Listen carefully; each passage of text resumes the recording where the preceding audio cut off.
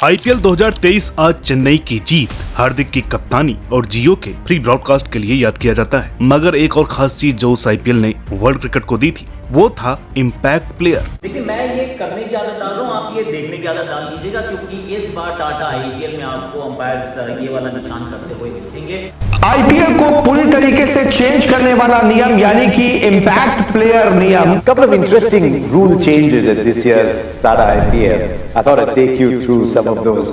तो इस नियम का मतलब ये है कि मैच के दौरान प्लेइंग 11 में से किसी एक प्लेयर को बाहर कर वही इम्पैक्ट प्लेयर जिसे कहीं तो आईपीएल से हटाने की बात चल रही है तो कहीं इंटरनेशनल क्रिकेट में लाने पर भी चर्चा चल रही है। आज क्रिकेट गलियारों में डिस्कशन का ये हॉट टर्म है। आईपीएल 2023 में इंट्रोडक्शन के टाइम पर ये सवालों के घेरे में था, क्योंकि कुछ ऐसा ही नियम आज से करीब 20 साल पहले आईसीसी ने अच्छी नीयत के साथ वनडे फॉर्मेट में वर्ल्ड क्रिकेट को इंट्रोड्यूस किया था। मगर वो ट्रायल एक खराब एक्सपेरिमेंट से ज्यादा और कुछ साबित नहीं हुआ था, जबकि इम्पैक्ट प्लेयर आज आईपीएल की लेगेसी बन गया है। यही वजह है कि हमने रिसर्च शुरू की और खास आप जैसे जुनूनी क्रिकेट फैंस के लिए 21वीं सदी की शुरुआत में क्रिकेट के सबसे बड़े इंक्लूजन सुपर सब के आइडिया से प्रैक्टिकल और फिर गायब होने के हर पहलू को इस वीडियो में समेटा है। ये वीडियो जो कि हमारा brand new series blast from past का पहला एपिसोड है। ये वीडियो जो कि आईसीसी की सबसे बड़ी गलती की कहानी लिए हुए है। ये वीडियो जो कि क्रिकेट वर्ल्ड के सुपर सब रूल को बाइकआउट करने जैसे इंसिडेंट का सबूत है। तो चलिए जरा तेज रफ्तार दुनिया से दामन छुड़ाकर आपको उन दिनों में लिए चलते हैं जब हम बच्चे होते थे और क्रिकेट एक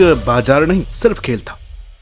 तो सबसे पहले बात करते हैं कि सुपर सब की जरूरत क्या थी। दोस्तों, ये एक अजीब कश्मकश है। इंसान लाइफ में स्टेबिलिटी चाहता है लेकिन अपने एंटरटेनमेंट में चेंजेस, इसलिए वो हर दिन कुछ एक्साइटिंग और नया एक्सपेक्ट करता रहता है। इन सब चाहतों का ही एक अधपका नतीजा था सुपर सब। वो सुपर सब जिसके पीछे आईसीसी का मकसद वनडे क्रिकेट को एक्साइटिंग बनाना था। उम्मीद ये थी कि सुपर सब ऑडियंस में एक्साइटमेंट बढ़ाएगा, जबकि गेम का प्रेडिक्टेबल नेचर थोड़ा कम करेगा। टीमों की नजर में ऑलराउंडर्स की इंपॉर्टेंस बढ़ेगी, जबकि जेन्युइन इंजरी के बाद रिप्लेस के लिए एक टैक्टिकल मूव के तौर पर ऑप्शन भी रहेगा। हालांकि ये नियम धीरे धीरे क्रिकेट के ओल्ड फॉर्म वर्सेस 11 से 12 वर्सेस 12 का ट्रांसफॉर्मेशन था। मगर पॉजिटिव चेंजेस की उम्मीद के तले आईसीसी क्रिकेट का रूप तक बदलने को रेडी था। मगर उस समय आईसीसी ये नहीं जानता था कि बदलाव की उम्मीद जिसे एनालिसिस का सहारा नहीं था वही उनकी नाकामी की वजह बनेगा। अब वो नाकामी क्या थी और आईसीसी ने उस पर क्या कदम उठाए, उस तरफ बढ़ने से पहले समझते हैं कि सुपर सब का नियम क्या कहता है। तो दोस्तों, फुटबॉल की तर्ज पर क्रिकेट में चलते गेम में एक प्लेयर की एक्टिव रिप्लेसमेंट को सुपर सब कहा गया। हालांकि इसके पहले और इसके बाद यानी आज तक इंटरनेशनल क्रिकेट में सब्स्टिट्यूट प्लेयर्स हैं, मगर वो सिर्फ फील्डिंग के दौरान किसी प्लेयर के चोटिल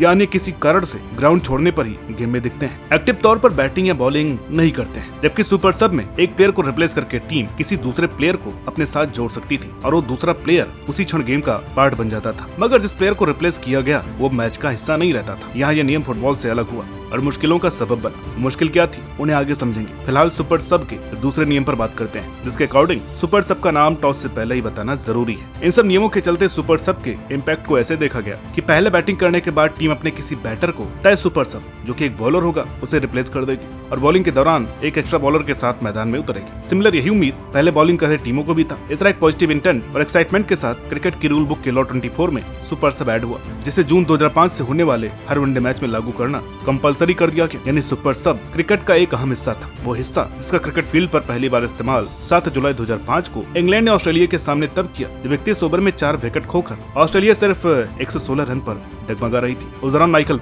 सबको चौंकाते हुए अच्छी लय में दिख रहे जोन्स को टॉस से पहले मेंशन किए गए सुपर सब से विक्रम सोलंकी से बदल दिया। इस तरह विक्रम सोलंकी क्रिकेट हिस्ट्री के पहले सुपर सब बन गए। हालांकि बचे 19 ओवर्स उन्होंने न तो बॉलिंग ही की और न ही दूसरी इनिंग में इम्पैक्ट डालने का मौका मिला। इस तरह पहली झलक में ही सुपर सब पर सवाल खड़े होने लगे, जिसने गुजरते वक्त के साथ कमियों की इमारत खड़ी कर दी। अब सुपर सब की कमियां क्या थी? दोस्तों, 7 जुलाई के दिन विक्रम सोलंकी के गेम में बहुत ज्यादा इन्वॉल्व न होने ने क्रिटिक्स और प्लेयर्स के कान खड़े कर दिए। हालांकि ये नियम अभी ही आया था तो टीमों ने इसे चांस देना चाहा, लेकिन जैसे जैसे दिन गुजरे वैसे वैसे इस नियम के लूप होल्स टीमों ने पकड़ ली, क्योंकि उम्मीद तो थी कि क्रिकेट अब 12 वर्सेस 12 होगा, मगर इन सब ने इसे 11 वर्सेस 12 बना दिया। दरअसल टॉस से पहले सुपर सब बताने की मजबूरी ने सुपर सब का रोल टॉस हारने वाली टीम के लिए एकदम से कम कर दिया। उदाहरण के तौर पर श्रीलंका के सामने इंडिया ने श्रीसंत को अपना सुपर सब चूज किया और पहले बैटिंग को इंपॉर्टेंस दी, लेकिन टॉस के बाद इंडिया के हिस्से में पहले पहले बॉलिंग करना आया, जिसके चलते श्रीसंत का गेम में पार्ट लेना मुश्किल हो गया, क्योंकि श्रीसंत को सुपर सब करने की सिचुएशन में या तो सेकंड इनिंग में एक बैटर कम पड़ता या पहली इनिंग में बॉलर के बदले बॉलर आता। ये सिर्फ एक एग्जांपल है, मगर इस तरह के कई ऐसे उदाहरण हैं जब टॉस जीतने वाली टीम को 12 प्लेयर्स का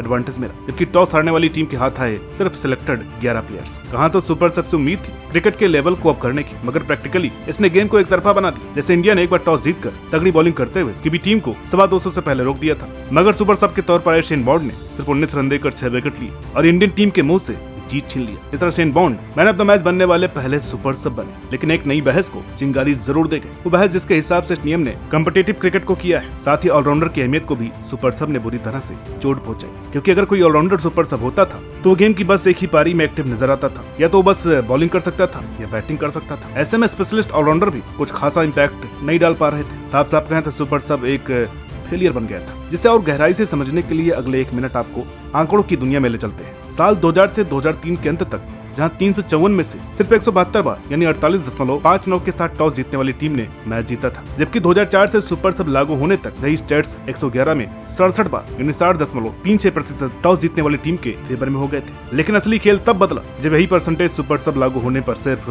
51 मैचों में करीब 71% हो गई, यानी जो टॉस जीता वो वही मैच जीता। हालांकि इसमें सिर्फ लंकाई टीम एक अपवाद थी, जो कि 10 मैचों में टॉस जीतने के बावजूद सिर्फ 4 ही मैच जीती थी, मगर लंका के अलावा उस दौर की सभी टॉप 7 टीमें 50% से ज्यादा टॉस जीतने वाले मैच जीत रही थी। यानी क्रिकेट के एक तरफा होने का सबूत सिर्फ बातें नहीं, ये आंकड़े भी थे। इसके अलावा एक और छुपी हुई वजह थी जिसके चलते सुपर सब टीमों को खटक रहा था, और वजह थी ड्रेसिंग रूम का बिगड़ता माहौल, क्योंकि कुछ सोर्सेज की माने तो ऑस्ट्रेलिया और साउथ अफ्रीका जैसे भारी भरकम ड्रेसिंग रूम 2 गुटों में बंटने को रेडी थे, क्योंकि वहाँ के ग्रेट प्लेयर्स सुपर सब से रिप्लेस होकर डगआउट में बैठने को आराम नहीं, इंसल्ट काउंट कर रहे थे। शायद यही वजह थी जब मार्च में साउथ अफ्रीका और ऑस्ट्रेलिया के बीच सीरीज शुरू होने वाली थी तो दोनों ही टीमों के प्लेयर्स ने इस रूल के खिलाफ वो कदम उठाया जो क्रिकेट हिस्ट्री में आईसीसी के अस्तित्व में आने के बाद से कभी नहीं देखा गया था, बॉयकॉट।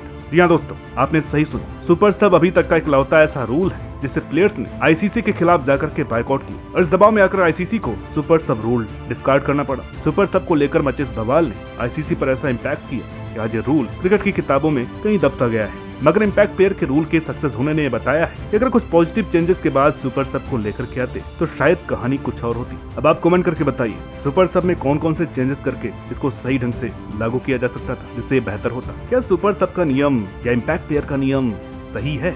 अगर सही है तो कितना सही है, गलत है तो कितना गलत है, ये भी कमेंट करके बताइएगा। और हाँ भैया, सबसे जरूरी बात, आप लोग चैनल को सब्सक्राइब नहीं कर रहे हैं। एक आंकड़ा ये कि हमारे लगभग 90% व्यूअर्स वीडियो देख करके निकल जाते हैं, चैनल को सब्सक्राइब नहीं करते हैं। अब मुझे बिल्कुल भी समझ में नहीं आ रहा है कि वो लोग ऐसा क्यों करते हैं, जबकि सबको पता है कि चैनल सब्सक्राइब करने के पैसे नहीं लगते हैं। तो हाथ जोड़ करके निवेदन है कि चैनल को ज्यादा से ज्यादा सब्सक्राइब कीजिए, ताकि हम और भी अच्छे वीडियोज आपके लिए लेकर के आते रहें। मिलते हैं आपसे अगली वीडियो में, तब तक के लिए नमस्कार।